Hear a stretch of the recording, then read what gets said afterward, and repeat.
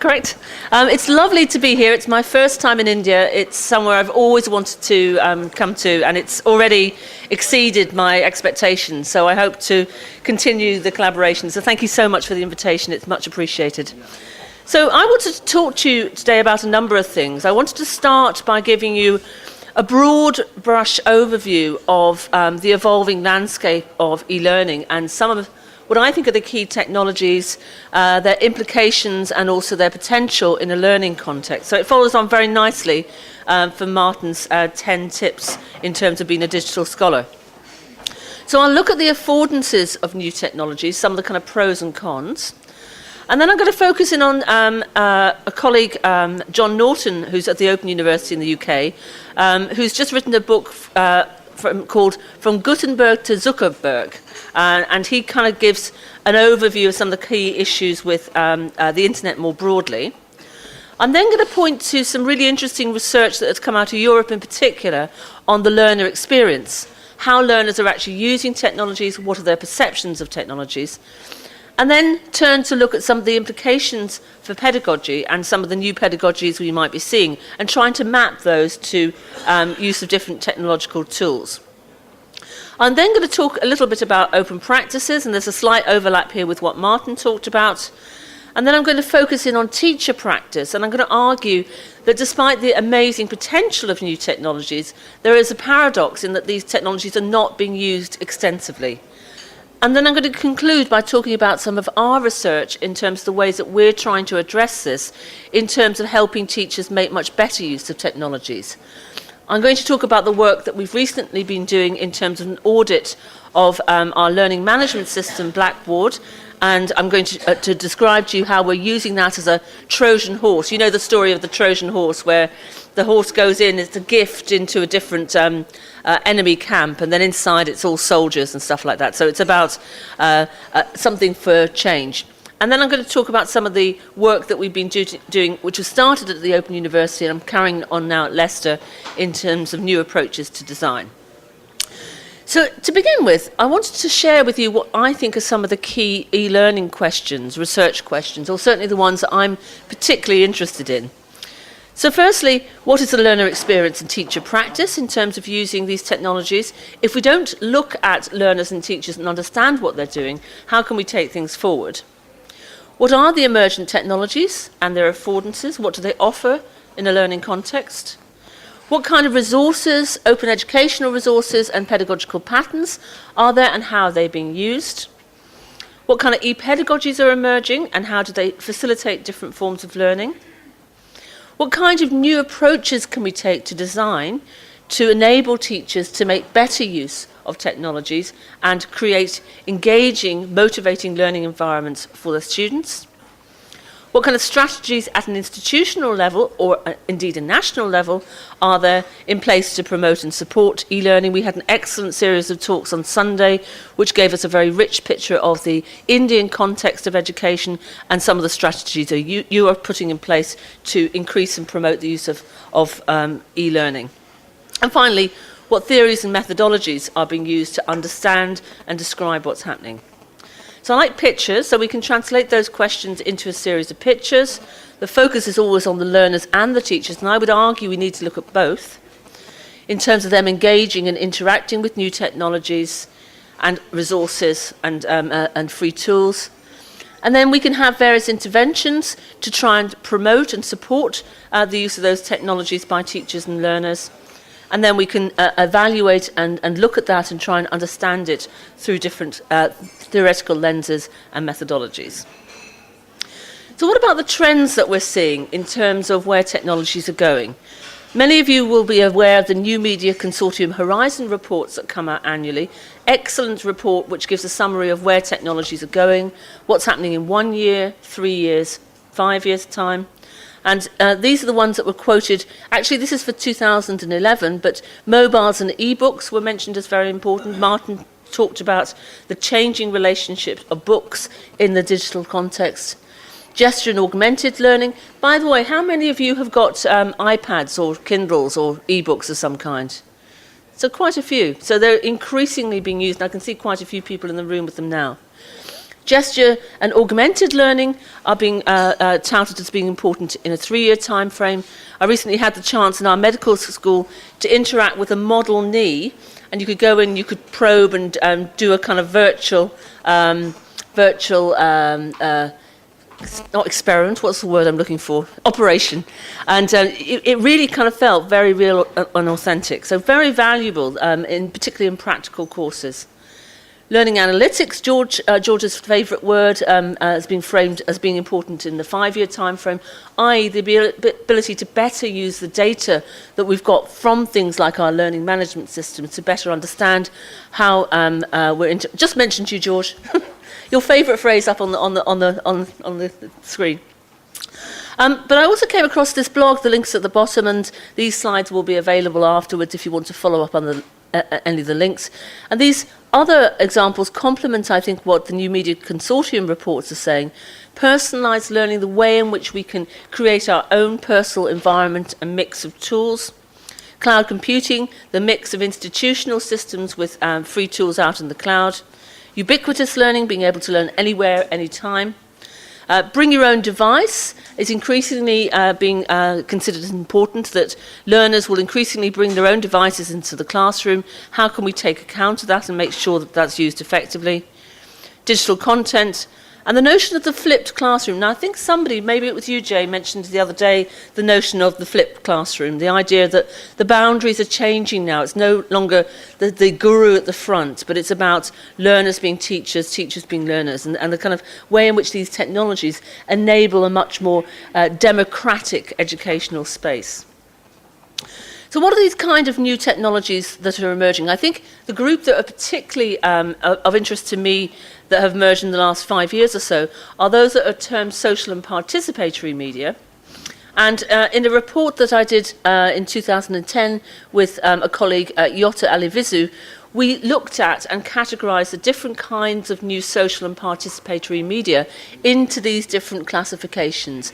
So tools for media sharing like Flickr and YouTube, tools for being able to present through blogging or micro blogging tools like Twitter, being able to message and chat with people in different ways, recommender systems, if you like this, you might also like this, virtual worlds and games, syndication so you can have the information pushed to you rather than having to go to it, social bookmarking sites like Delicious and Digo, social networking sites, of course, like Facebook, collaborative editing tools, Wikipedia being the most famous, of course, and mashup tools, which are a combination of different things. And in that report, we also looked in detail at what the characteristics of each of those different kind of groups of tools were and their affordances, and then we looked and went and harvested examples from around the world of how these were being used to promote different kinds of learning. And I'll come back to give you a few examples of that. That report is, of course, available online if you're interested. It's quite a thick read, but we'll give you a kind of really rich picture, particularly in a higher education context, of how these tools are being used. So we've seen a shift essentially from Web 1 to Web 2, from a notion of broadcasting or one-way processing to one that's much more two-way and dialogic and much more interactive in nature. Unfortunately, my internet connection isn't working, but given we're over time, it's probably no harm. But there are two very nice videos, clips on YouTube that you might like to follow up with afterwards. The first one, Social Media Revolution, just gives you some staggering statistics of the impact of these technologies. The one that sticks in my head is that if Facebook was a country, it would be the third biggest in the world, and other really amazing statistics. The second one is from a professor in America, Michael Wesch. He's a social anthropologist and a kind of clearly a kind of key innovative teacher. And this came out in 2007, so it's actually quite old, but it's a really powerful video that really gives you a flavour of what Web 2 is and its implications. So I really recommend looking at that. He's also produced at least two other little video clips which are worth looking at. Now, the interesting thing about that is that after he'd uploaded it onto the internet, within no time at all, he'd had millions of downloads and views. And he went to his dean or his head of department and said, okay, here's a paper, research paper I've produced. 3 people have read it. here's this video I've produced, millions of people have downloaded it. So this issue about the impact, and again, I think that follows on nicely from what Martin was talking about. We can't afford to ignore this. This is impacting on us. The Pandora's box is open in terms of these technologies, whether we like it or not.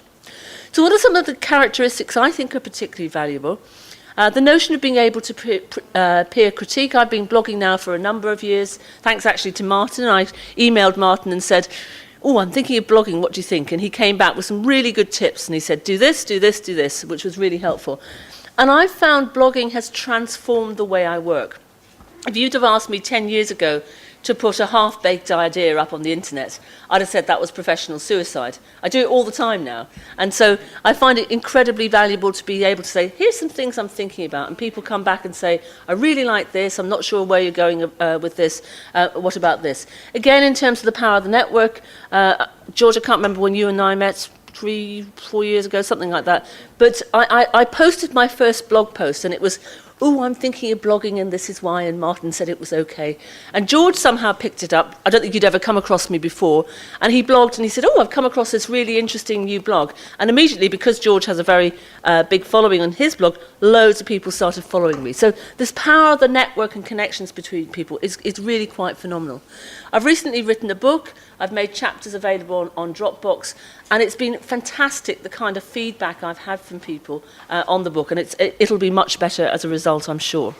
So peer critiquing is an incredibly powerful characteristics of these new media. The second is the notion that we can be content creators now as well, user-generated content, both as learners and as teachers. In terms of learners creating content, there's a very nice European project called Concede, which has been looking at this. That clearly changes the whole notion of assessments and the whole delivery of courses if users are generating content, if our learners are generating content. The third is the notion of being networked, as I said, being connected with people in different ways. I find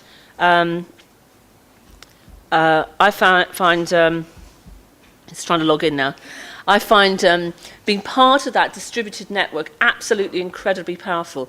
For my book, I couldn't find a reference, as is always the case. It was 1972K. I looked on Google. It was very well cited. Couldn't find it anywhere, spent hours.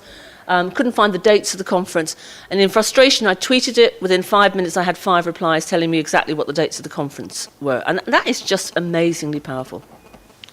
The next is the notion of being open and adopting more open practices, and I'll come back to talk about that a little bit more. Open practices in terms of design, delivery, research, scholarship.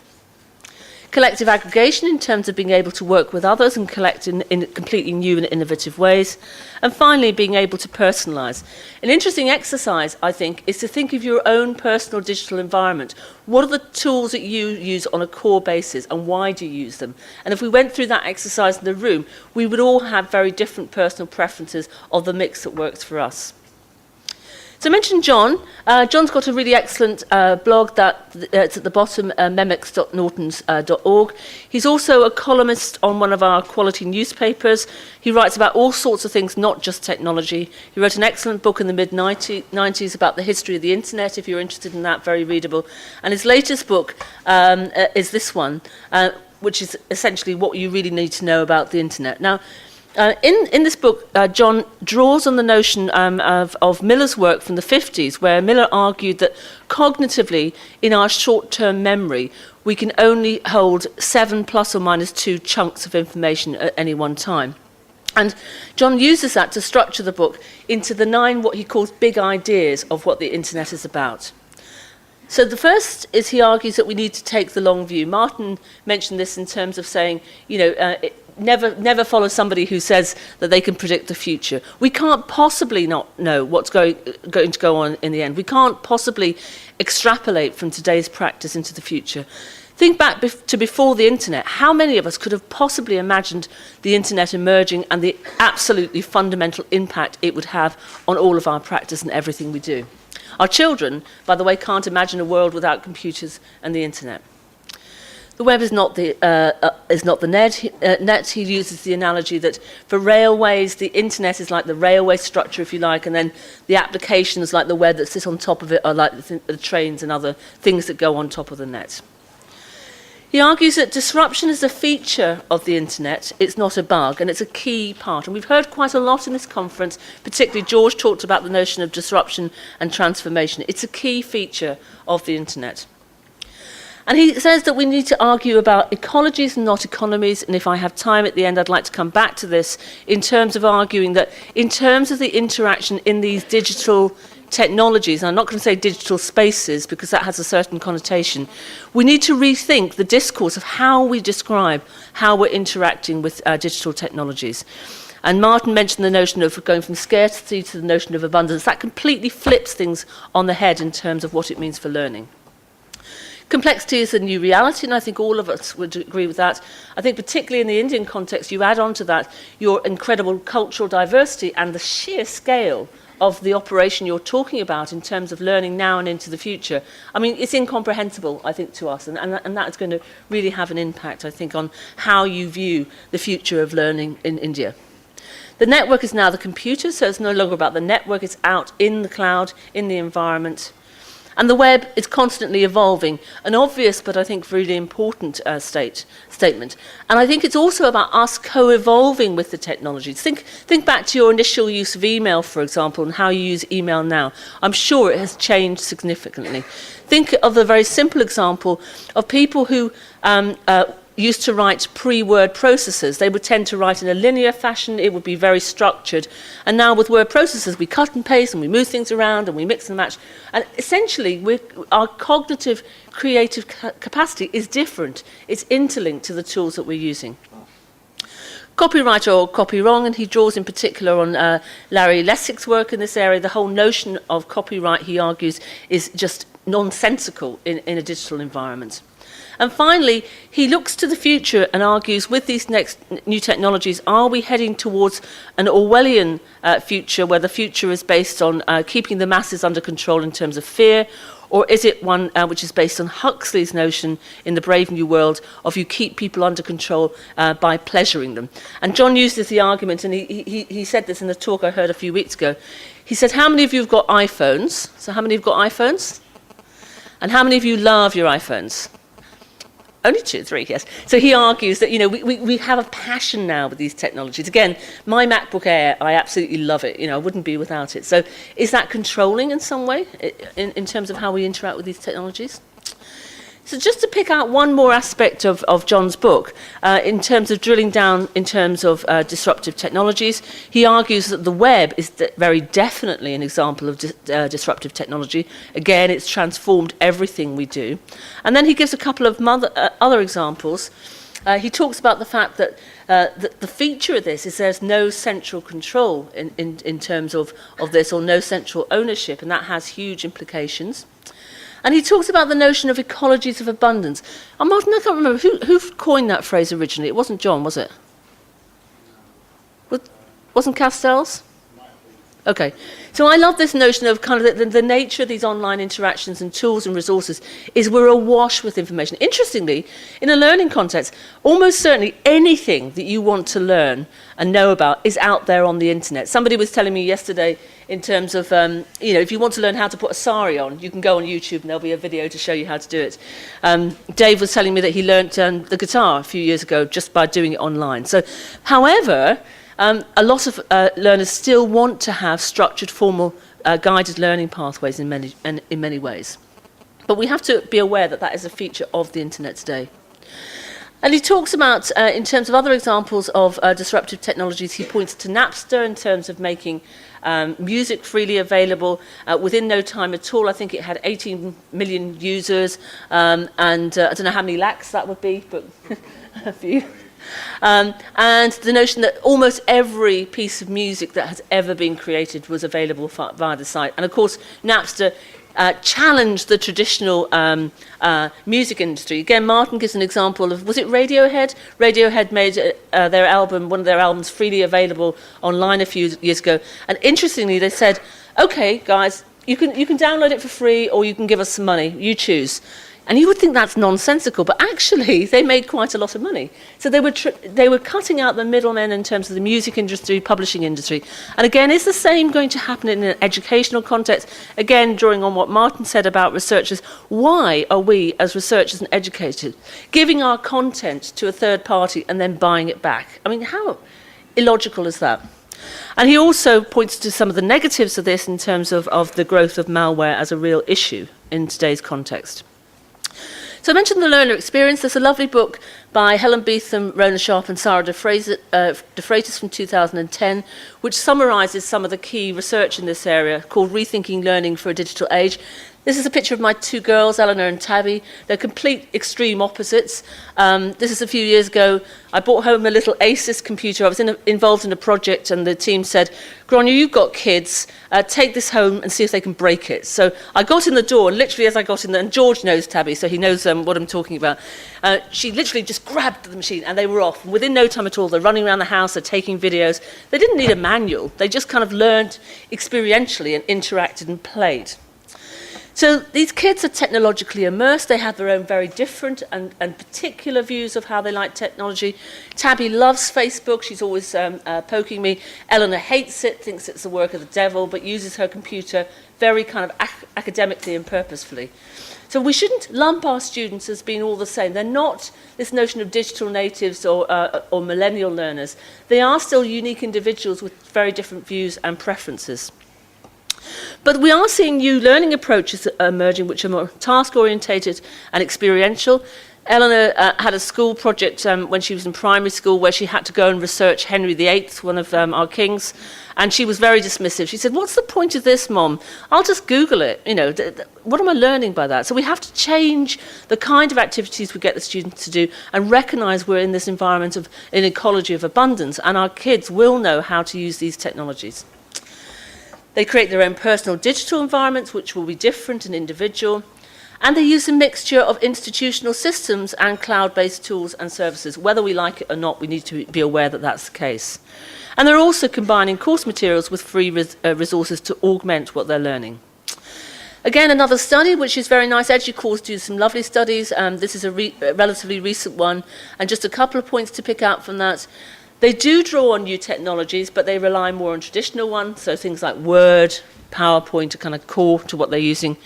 They do think technologies are important and offer major educational benefits, but they won't be hoodwinked, is a phrase we use in the UK. You can't fool them. They need to know that the technology is relevant, and they need to understand why they're using technologies, not just being thrown at them for the sake of it.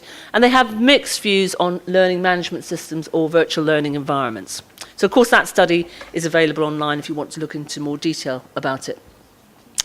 So, I want to turn now and look at learning and outline for you some thoughts on new pedagogies of learning that might be arising and how these different pedagogies can be mapped to the use of particular tools in particular contexts.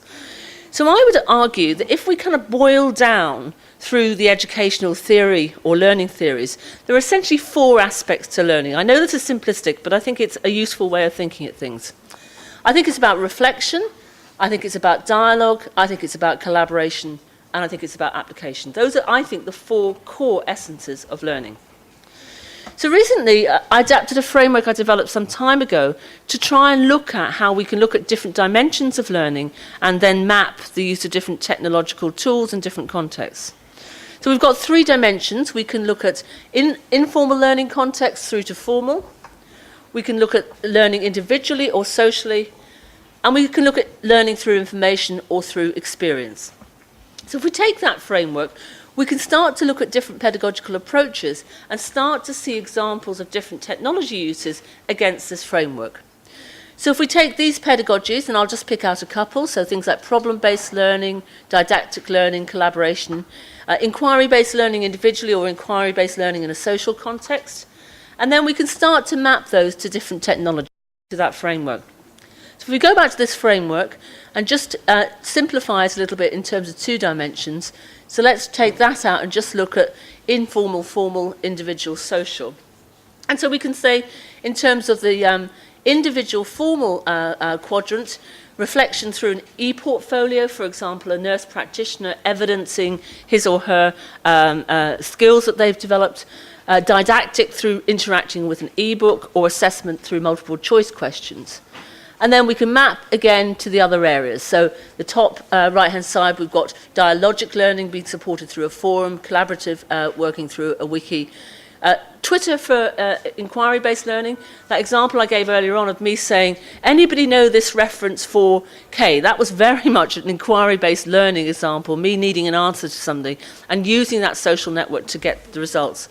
Some interesting work now in terms of using Google Plus to support communities of practice, and I'll point to an example of a colleague, Alan Can, at Leicester, who's doing work on that, and so on and so forth, user-generated content through YouTube, for example.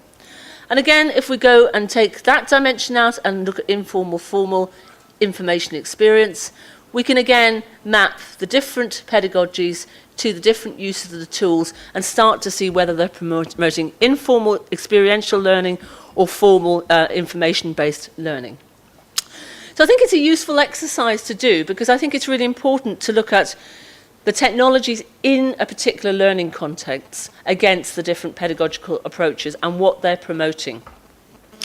So just to give you 3 examples of that, mobile learning I was always very dubious about, but I now think with smartphones and such as the iPhone, and tablets such as the iPad, we really have very rich resources for promoting mobile learning. The Open University, which is where I was based until September, is dominated in terms of the courses by what's called the course calendar. Anybody done an Open University course? Quite often there are people in the room who have. So what you have in the study calendar is you have week by week what you're expected to do. Do these activities, look at these resources, you need to do this assessment by this deadline. And what they've done now is they've created a mobile version, which is really very nice, that you can have on the iPhone or iPad. So mobile learning enables you to have things like e-books, and often now you've got very nice annotation tools as well, study calendars, learning resources, etc. Project at Leicester called Impala looked at podcasting and created interactive podcasts for geographers, which was deployed on different mobile devices. A project led by Mike Sharples, who's now at the Open University, and Eileen Scanlon, was the Personal Inquiry Project, and they were looking at using technologies to promote inquiry-based learning across formal and informal learning contexts. They did an extensive review of the literature on inquiry-based learning and developed this very nice framework to guide the learner through the stages that they need to think about in terms of inquiry-based learning. So find my topic, decide my hypothesis, plan my methods, collect my evidence, and so on. And then they deployed that in a little tool, that little ASUS tool that I mentioned before, and students could go out and about in the field, collect data, record temperatures, whatever, and then collectively that would be uploaded and shared through a server. Really nice project. And the third example is some work again at Leicester, looking at virtual genetics. They've created a virtual genetics lab where students can go in via their avatars and interact in the virtual laboratory. They can take experimental measurements, they can look at slides on a microscope, etc. So really very interesting. I mean, clearly things like Second Life, virtual worlds, require a lot of effort in terms and time, but they can be very valuable to promote authentic learning environments or things like role play. So, okay, I've kind of been very positive so far in terms of arguing that clearly these technologies have huge potential for learning, but the reality is rather depressing. They do offer new ways to collaborate and communicate, and there are an incredible range of free tools and resources available, but they're not fully exploited and they replicate bad pedagogy. Also, if you talk to teachers and say, why aren't you using technologies more? They say, I haven't got time, I don't have the necessary skills to be able to use them. So we've been looking at this and trying to unpack a bit more. First, what it would mean to adopt more open practices, and then secondly, to try and tackle this issue of lack of uptake by faculty in terms of giving them tools and methods to be able to think about technologies more effectively. So as I mentioned earlier, I think Pandora's box is very definitely well and truly open now, and I'm going to just point to that in terms of the implications for open resources, open courses, open scholarship, and open research. So in terms of open resources, We've now had more than 10 years of the open educational resource movement, and going back further, we had learning object repositories like Merlot. We had MIT, of course, making their first stamp. The Open University followed with the Open Learn OER repository, funded by big organisations like UNESCO and the Hewlett Foundation and the state, where they argue very strongly that education is a right and it should be free. Resources should be freely available. At Leicester, we've engaged in a number of projects around open educational resources, and again, we've learned very rich insights into what are the issues around the use and uptake of OER. As a result of that, we've just completed a European project called Opal, which argues that despite these fantastic resources, they're not being used extensively. And so Opal identified the practices around the use and reuse of resources, and developed a set of dimensions of practices. We analysed over 60 OER initiatives worldwide and came up with a very concrete set of OER practices. And that we've translated into a set of guidelines for learners, for teachers, for institutional managers, and for policymakers. And so those guidelines are very simple and can guide you thinking, okay, where are we as an institution in terms of our use of OER? What kind of strategies do we have in place? What kind of support are we providing faculty for encouraging them to look at them, etc.? So very accessible. If OERs is something you're interested in, I really recommend looking at the Opal guidelines. George and Stephen have already mentioned quite a lot about the MOOCs, for example, and so we're seeing these new courses which are emerging. So not only is our resources and tools freely available, so is expertise. And in fact, hello to anybody online, because this has been recorded as well for people as part of the Change 2011 MOOC that George and others are running. So I hope to be able to have some interaction with people online after that. Very nice video at the bottom there, which gives you a kind of nice overview, and that's a link, mooc.ca. You can pay me later, George. So now to Martin. So in terms of open scholarship, Martin's already touched about this. Very accessible book in terms of the digital scholar. So it's about exploiting the network. I've never done this slide with you in the room, actually. It's a bit embarrassing. You're going to say in a minute, oh no, that's wrong. So it's about new forms of dissemination and communication. I certainly feel my practice as a researcher has been transformed in the last 10 years by these new technologies. Promoting much more reflective practice and embracing the affordances of new technologies. However, being an open scholar is scary as well, because you're out there and so, you know, people can tweet about you and say, oh, what's she talking about? That's a load of rubbish. So you have to be a bit brave to say, take a leap and be brave and be open, but be prepared to reflect on that. I gave a talk a couple of years ago at a Moodle conference, and somebody tweeted afterwards, all the keynotes were rubbish. So I was like really upset. So I kind of went into a corner and sulked for a bit. And then I kind of thought, oh, okay, deep breath. So I went back on Twitter and I tweeted this guy and said, at so-and-so, why were they rubbish? And he said, well, you know, it's a Moodle MOOC, duh. You didn't mention very much about Moodle. And I thought, actually, the guy's got a point. So you have to sometimes be prepared to take that critical reflection on the chin. So embrace the affordances of new technologies and be realistic about what they offer or they don't. So in terms of open research, I've already mentioned I find my blog, E for Innovation, has transformed the way I think things. I'm going to show you in a minute some ideas new ideas we've got on learning design. As a result of a meeting a few weeks ago, we came up with some really exciting ideas. We felt I immediately blogged it. It was a way of capturing on paper, I was going to say, digitally what we had done, but also a way of throwing the ideas out to the community to say, what do you think about this? Other tools, it's more than 10 years now since we've got digital archives for research papers. Certainly in the UK now, a lot of institutions require you to make your research outputs available in these digital archives.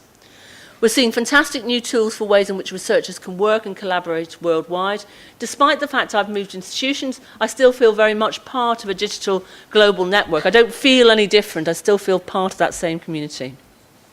We've got great tools for aggregating things or bookmarking like Digo, SlideShare for presentations, Dropbox for collating things. I mentioned I've made my book available. And also we're seeing specialized social networking tools like academia.edu, where a way in which you can follow like-minded researchers. So the process of research, I would argue, are being transformed by these new technologies, whether we like it or not. Likewise, just before I leave that point, it's very interesting. Google now have a citations index You have to register. You can make your profile public or you can keep it closed. But what it does is it gives you an indication of how much your work is being cited by others. Now, I think what's interesting about this is increasingly these kind of tools, it's a different kind of analytics, if you like, but these kinds of tools will be used by institutions, will be used nationally to assess the value and worth of academics, and they will be used in promotion criteria. So even if you're not aware of them, you have to take account of these things and say, well, what's my position on this? What do I think about it? Open accreditation. These new approaches open up new ideas for how we can accredit and assess students. We're seeing things like the emergence of badging critiques. Whether you think they're good or not is another issue, but peer-to-peer university where you can be badged by peers on different competencies. And an interesting initiative that's come out of New Zealand by Wayne McIntosh and others is the notion of the OER University. A number of institutions, including Athabasca, have signed up to be a member of the OER University. And what that means is learners can choose to work through any materials they want and then can be accredited through one particular institution. So that's really challenging traditional institutions. And I'm very interested in terms of your entrepreneurial work to see what comes out of India in the future in terms of new models and approaches to higher education. So teacher practices I mentioned aren't changing enough. We can look through the literature and it's dismally depressing. They're not being used extensively. There's a lack of uptake, little use beyond those who are kind of the innovators or early adopters. And there's lots of rhetoric and funding, certainly in Europe around this, but little evidence of transformation. So 2 examples to finish of what we've been trying to do to address this kind of paradox is we've been looking at the learning management system as a Trojan horse to help academics move their practice. And we see the LMS as being a safe nursery slope, you know, like when you're skiing, so a nursery slope that you can kind of practice and experiment in. But also, we want to encourage academics to shift from focusing on content to learning activities and the learner experience. We want to help promote more reflective and collaborative approaches. We're also looking at mobile Blackboard and integrating with cloud computing. So that's some of our overall aspirations. We've just completed an audit of our existing use of Blackboard. We did an online survey. We got about 10% returns. We've got about 2,500 faculty members, academic faculty members, and we visited all 30 of our departments across the 4 colleges. And some of the key findings that have come out is that the majority of use of Blackboard is as a content repository. There are some pockets of innovation which I'll show you in a moment. And academics are desperate for more effective support on how they can use Blackboard effectively. And it's a research institution, so there's a tension. Why should I spend time on teaching when research is what's going to get me promoted? And there are usability issues. So some good pockets of innovation. Alan Can has been using Blackboard in combination with Google Plus very effectively with his students. John Fothergill in engineering has created these really nice little engaging profcasts, so just a headshot with him talking. But what he has is a transcript of the text he's talking about. And he said in particular with international students, and we have a very big cohort of international students, they find it incredibly valuable because they can follow the text and they can stop and they can pause and they can go back. So those who've got language issues, these profcasts are really effective. And they're very easy and simple to create. Jeremy Fines in maths has been doing similar things in creating little videolets. Alex in my department has been working with history in terms of creating a really authentic, engaging web quest, if you like, called the History Conundrum. And Pam in education has been using a tool called VoiceThread, where you can put up any multimedia artifact and then learners can add and augment to that using different multimedia as well. So just some nice examples of how people at Leicester are using Blackboard in combination with other tools. So the final thing I wanted to touch upon is the work that we've been doing around a new approach to design to help teachers rethink their practice, and it's aimed at helping them to shift from a belief-based approach to teaching and design to one that's much more design-based, evidence-based, explicit. And we argue that that encourages reflection and promotes sharing and discussion. And this was started about 6 or 7 years ago when I was at the Open University, and work is continuing there with people at the OU, but we're also continuing it at Leicester. So the recent work on this, and again there's a nice blog post at the bottom there, is we're trying to combine the work that we were doing at the Open University with the work that Leicester were doing, and we've come up with the notion of 7 C's of learning design. So we're creating a set of interactive modules that can be used face-to-face in workshops with academics or online to guide people through the different stages of designing learning activities and facilitating them. So it starts with conceptualization. What do you want to design? Who's it for and why are you doing it? And then it goes into an iterative cycle of capturing, which is about going and looking and finding relevant resources, interrogating Google or open educational resources to find relevant learning and teaching materials. Create is about then designing learning activities and content. Communicate is a module around facilitating synchronous and asynchronous discussions. Collaborate is about facilitating collaborative activities, for example, students working in a wiki. And finally, consider is about reflection. It's about assessment and evaluation. And the final module is about applying that in practice in terms of consolidating and embedding and evaluating designs. So we're working this up into a series of, as I said, very engaging, we hope, interactive modules. And if this is anything you're interested in, please do get in touch. All of the stuff we do is free. All we're interested in is people giving critical feedback on whether this is of interest or of any use. So just to touch a little bit on part of that, at the OU we developed a series of course views. You won't be able to read these in detail, but just to give you a flavour, the course map view enables a teacher to think about what guidance and support, content and activities, communication and collaboration, and reflection and demonstration a particular course has. We have a learning outcomes view, which maps the learning outcomes to what the students are doing. We have a pedagogy profile, which enables you to see the different kinds of activities a student is engaged with. Interestingly, as a learner of Spanish online, I did 2 OU courses which were excellent. But when I drew my pedagogy profile, my lowest column was communication. And my Spanish, in terms of understanding, is very good. My weakest skill is communicating. So there's a very strong link between what we get the students to do, the nature of the activities, and what they actually learn. The course dimensions view just goes into more detail for the course map. And finally, we have a task swim lane view, which lists the kind of tasks the students are doing to the resources and activities they're engaged with. And this work is being continued at the Open University as part of what's called the course business models. And Martin has the dubious honour of being the lead for that. So the idea is to try and take these and embed them into the whole course validation and development process. We've also been developing a load of collaborative activities in the form of both online and face-to-face activities. We had a great course at the OU, a workshop called Create a Course in a Day, where teams work collaboratively and produce material within one day. And we've also created a social networking site to enable teachers to share and discuss learning and teaching ideas. So I think I'm out of time, so I'm just going to finish with one more slide. And just leave you with some final thoughts on that. So I think the future of learning is exciting. I think it is technologically immersed, but it is complex and distributed. We need to understand it better. We're seeing a blurring of the boundaries. It's situated and social and just in time. And these are some of the things I think that are likely to impact in the very near future that we need to take account of. If you're interested in any of the things I've been talking about, I've got the chapters of my book which go into this in much more detail. Please do email me. I'd be absolutely delighted to give you access. Thank you for listening.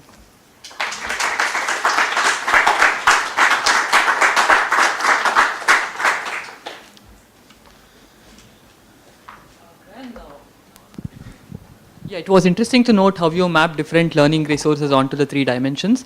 And from the point of view of personalizing a student's learning experience based on whether some child is better at learning informally, formally, etc. So what do you think are the best methods in order to map the students onto the same dimensions so that you can personalize the experience? Yeah, I think you can use all of these tools both in designing and with students. I think it's interesting that the pedagogy profile it's an interesting exercise to get the designer of a course to map what they think the pedagogy profile is, and then get the learners to map it and to see whether they're different or the same. One of the things I'm interested in is this notion that As I said, I mean, as a teacher, when I started teaching as a chemistry lecturer, I had no experience of pedagogy.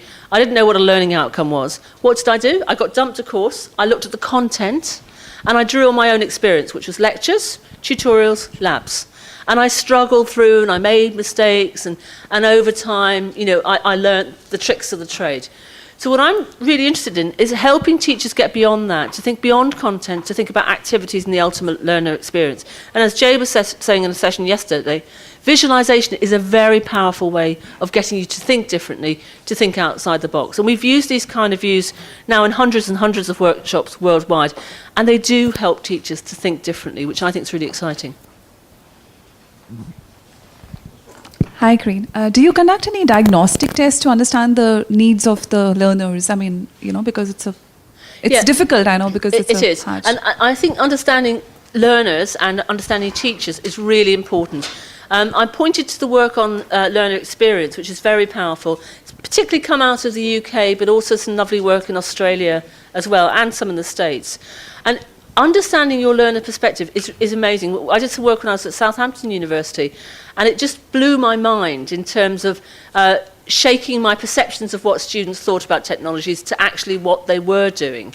And so I think we all need to keep this ongoing level of evaluation and understanding of the learners. Even if it's lightweight, it's going to give us a richer insight into who our learners are, where they are, and what their needs are.